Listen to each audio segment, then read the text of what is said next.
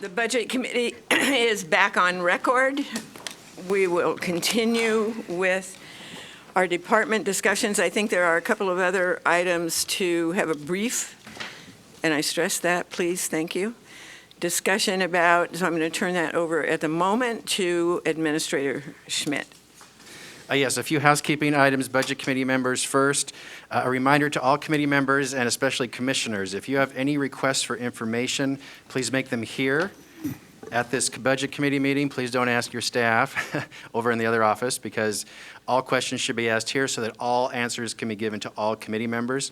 So Commissioner Shull, I understand you had a request. Would you please go ahead? Yes. Yes, I would like just a list of the general fund totals for FY 18-19 through this current fiscal year, so we can get a picture of where we were 5 years ago and what the general fund is doing. Yes. It's a very simple 5 numbers.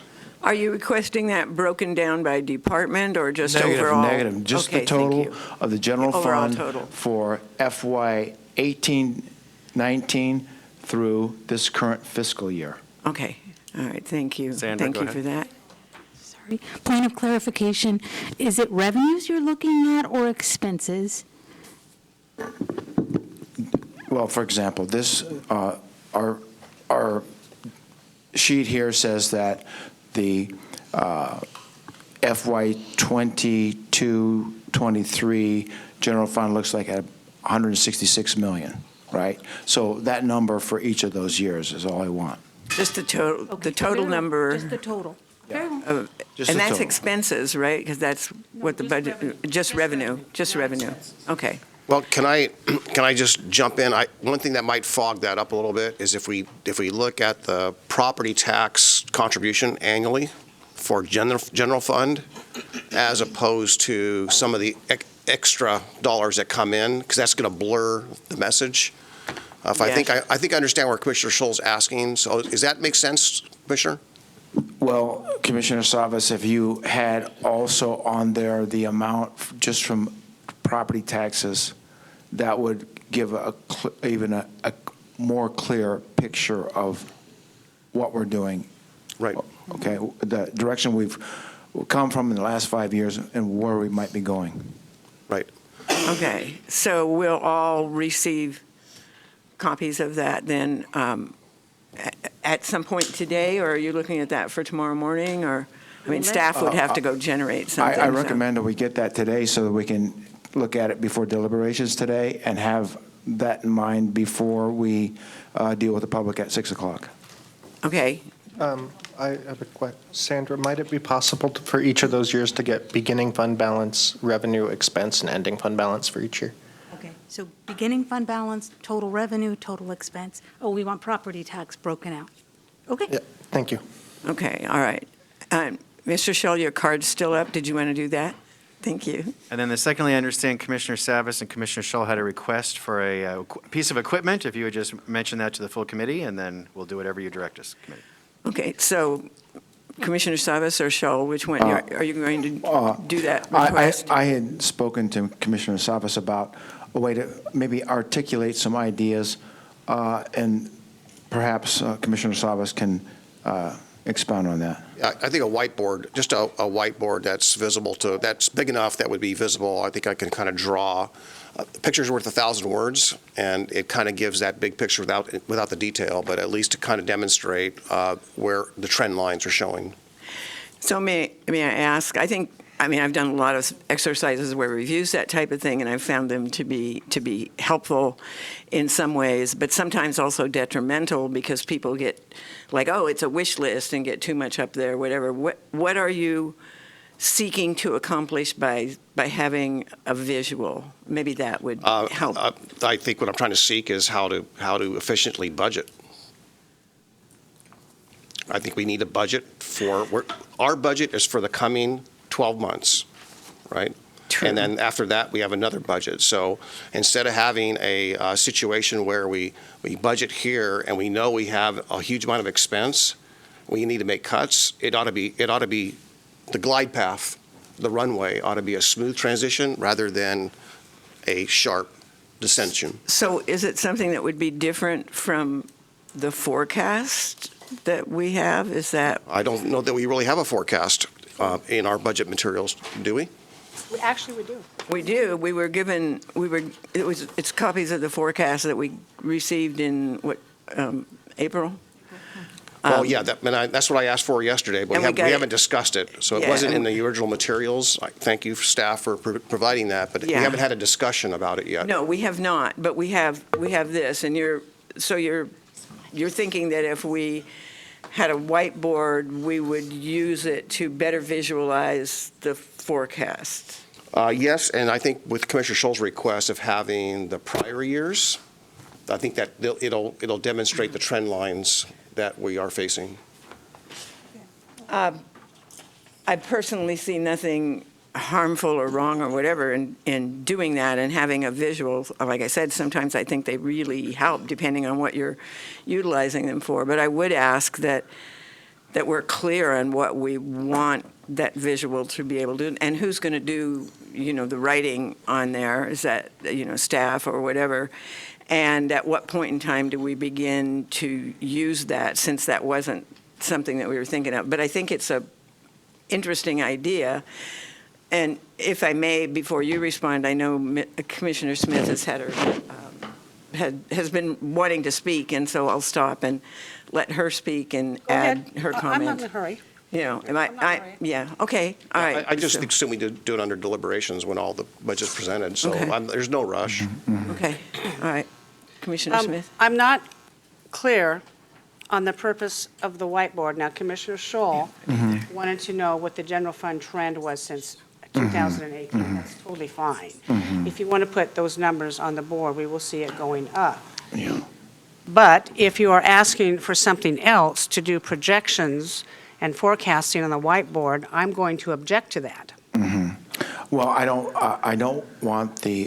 we don't need for the general fund numbers over the last 5 years to be on the whiteboard.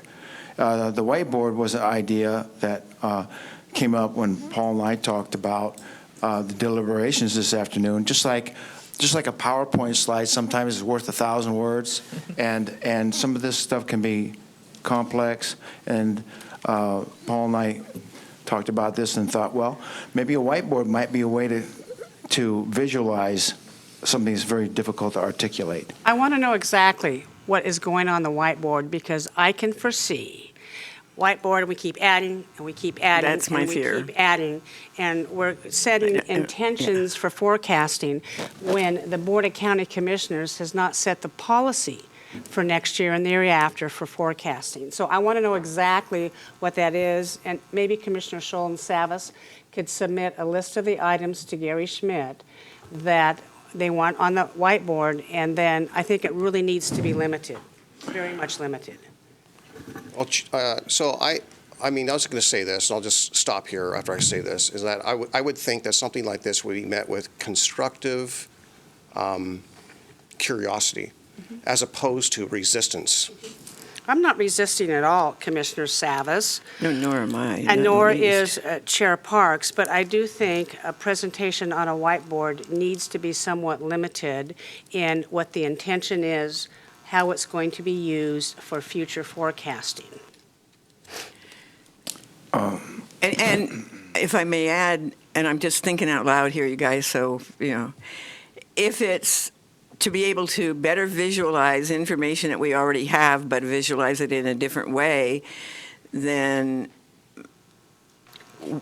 could it be something that staff just makes a PowerPoint slide on, and that's projected and presented? Or do you anticipate adding, subtracting, working with the numbers that are up there? That's what I apologize for my density, but that's what's hard for me to understand is how the functionality of this would work and what it would add to our deliberations. Because I personally like those kind of things. I've used them a lot in my 30-year chamber history, but I want to be sure that it's structured to whatever extent we can. Commissioner Scholl. Yes. I'm sorry for the there's time's taken on this thing, but the whiteboard would not be something that would involve any staff input. It's simply a way for a commissioner to, in this case, Paul, to articulate some thoughts to the board, to the budget committee. So we'd have to have also staff writing those figures or No, whatever no, figures. I'll just walk up there and just draw the picture. Something I out think of the that's- head of one of our commissioners. You know, if you want to hear, I think, if you want to hear what I'm trying to say, I think, is it Tom Foley? Was he our last budget committee member last year? Yes. Feely, yeah. If you want to listen Feely. to how it's articulated, I think he did a great job of that at our last budget meeting in the beginning when responding to the administrator's budget message. So I mean, we heard it last year. It's normal. So are you suggesting? We're just not doing it this year. I don't know why. So, Well, we haven't done it yet, Commissioner Savas. We are still in departmental presentations. There will be time for deliberation today. We will hear from the public tonight, and then tomorrow, Gary, we have time for deliberation, correct? Yes. Well, I'm going So- to recommend that we go ahead with staff presentations. I was We just have gonna say people that. coming up that really have other jobs to do, and then I do think we need to define the parameters of what we want the whiteboard used for. yes. Thank you I very much. would certainly agree with that statement because I think it's an interesting and intriguing idea and a way to, visualize things differently. But let's finish all of the reports from departments, and before we get to deliberations, let's bring back that discussion and, see where we are with that. So, all right, thank you. Hi. Okay, next is Public and Government Affairs, Director Sue Hildick. Go ahead, please, Sue. Good morning, Chair Parks, Chair Smith, members of the Budget Committee. It's nice to be here and to share with you an update from the Communications and Government Relations function of the county.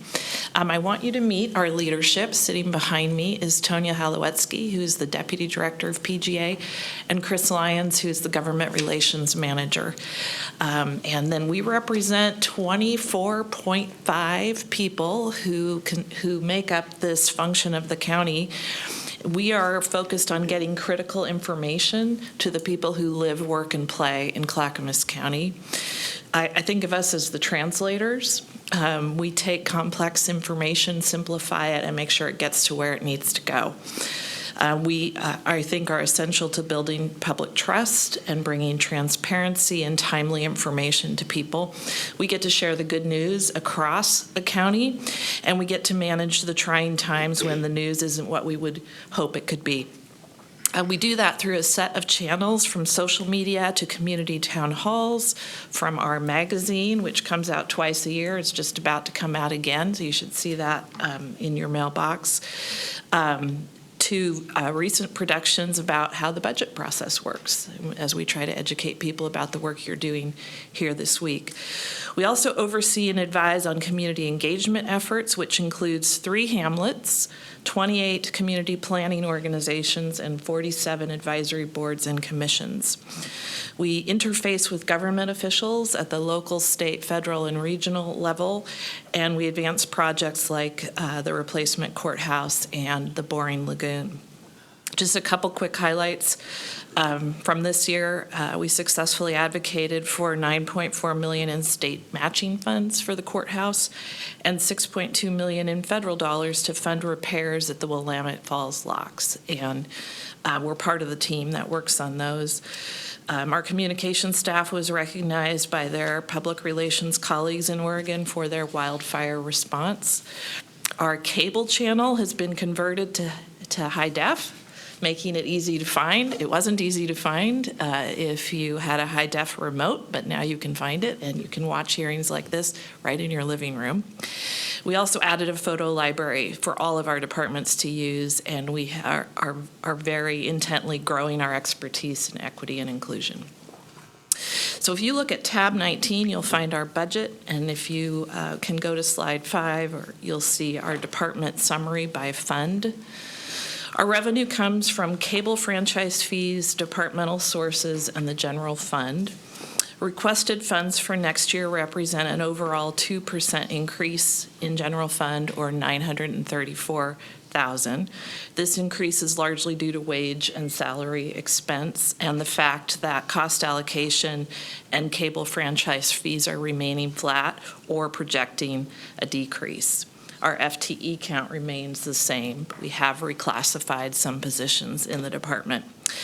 We've talked before, cable TV subscriptions are falling as people move to streaming and multimedia platforms. So since 2021, 6 cable franchises have terminated their agreements with the county. So that's why you see a falling revenue source there. The remaining providers, such as Comcast, may offer us an opportunity to build out their offerings in other areas. So it's hard to say we're just on a path to decline. It may be that we can make up some revenue there. And this expansion could obviously slow the subscriber decrease. It's just very hard to predict at this point. We also collect what's called PEG fees, public education and governmental video content that is shown on public access sites. And we use those fees to pay for our cable channel and our broadcasting technology. PEG fees also support community access needs of Clackamas Community College, Willamette Falls Media Center, CTB5, and the North Clackamas School District. Since the PEG fees are tied to cable franchise fees, they too are decreasing, which you'll see in our budget. Communications and community engagement needs are expanding due to complex issues like supportive housing services, public health work related to the pandemic, vaccinations, preventive messaging. So you'll see on slide 5 that we have 4 lines of business, and I just want to tell you a little bit about each one. The first one is strategy and policy, which includes strategic planning, policy analysis, program support, and our public information function. There is a decrease in this line of business of 26% from the current year, and that's because we've had some consolidations of administrative positions and the decrease in revenue from franchise and PEG fees. The second line is county brand identity. That's work we've been doing to provide unified strategic messaging across all of our 22 departments. Could I ask what page in the tab you're on? 5. I just want to make sure. Okay. Department summary by fund. And I'm going through the lines of business. Okay, great. Thank you. So I lost my way there for a moment. No worries. The brand identity is really an effort to help the organization with the fact that when people receive services from the county, they often don't know or don't need to know what department it's from. They need to know it's Clackamas County, and we need to tie our messaging under one platform. We've been working on that, and it aligns with our administrator's priority on one county. This budget's flat at $70,000 as it was this year, and that is to produce an aligned messaging platform and train our departments in it. The third line of business is communication. This is the bulk of what we do. It includes multimedia outreach and channels with the public, and it's where we see demand really growing for our services. And some of you may know that part of this team are positions funded by other departments.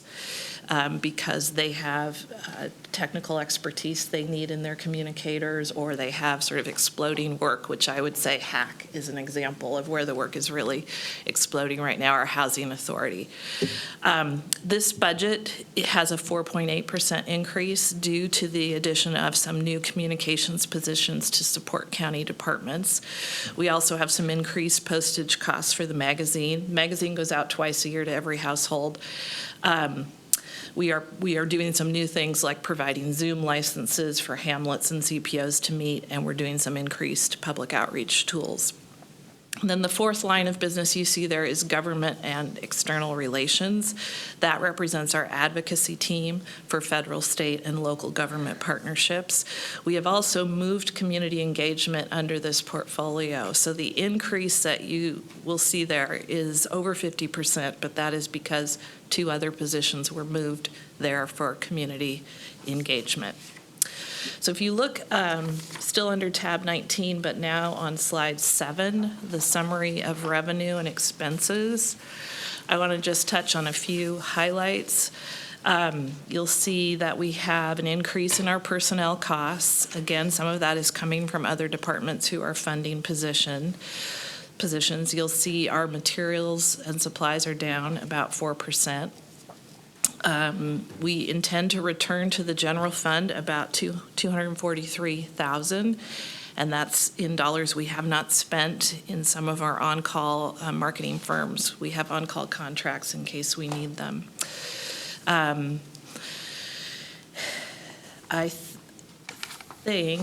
I just want to give you the example of when I talk about departments funding positions. An example would be public health using tobacco settlement dollars to fund a position on public health prevention and education. Another is the Housing Authority. They will be using some supportive housing services dollars to fund a position that is managed by PGA, but in their house to do community engagement and communications around housing.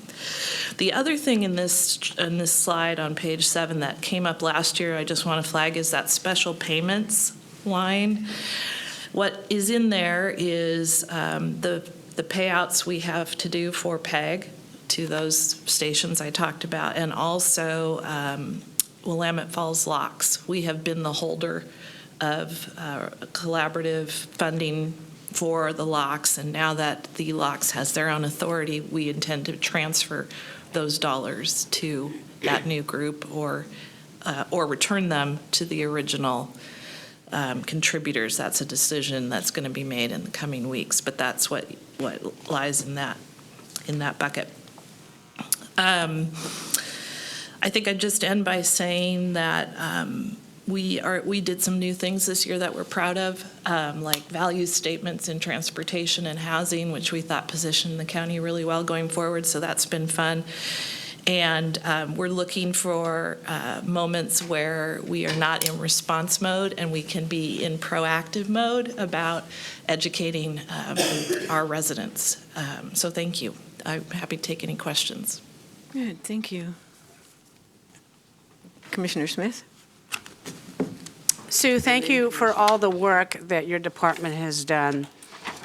I think that you're the one department that has to respond to all these situations that are being dumped in our laps, and you have been quite nimble, and you've been quite helpful in messaging for the Board of County Commissioners and everybody.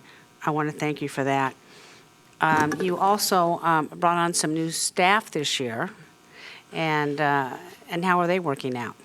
They're fabulous. Great. Yes, we have Kimberly Dinwiddie, who's our PIO, who was the first person I hired over Zoom, which was weird but great, and she's fantastic. And then we have Scott Clemens and Brian Hockaday, who are, one is assigned to public health, one is assigned to all of H3S.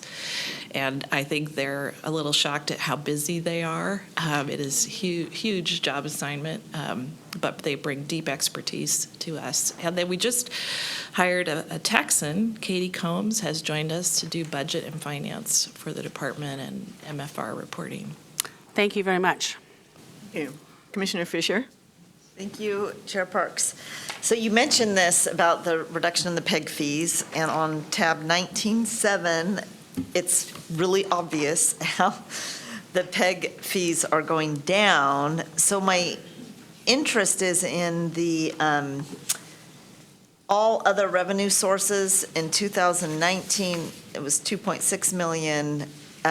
Our 2020, it was 2.6 actual. The amended budget in 21-22 was 3.3, with a projected year end for this year of 3.1 and a proposed budget of 3.4 for that section. And I'm just interested in having a better understanding of what are those all other revenue resources.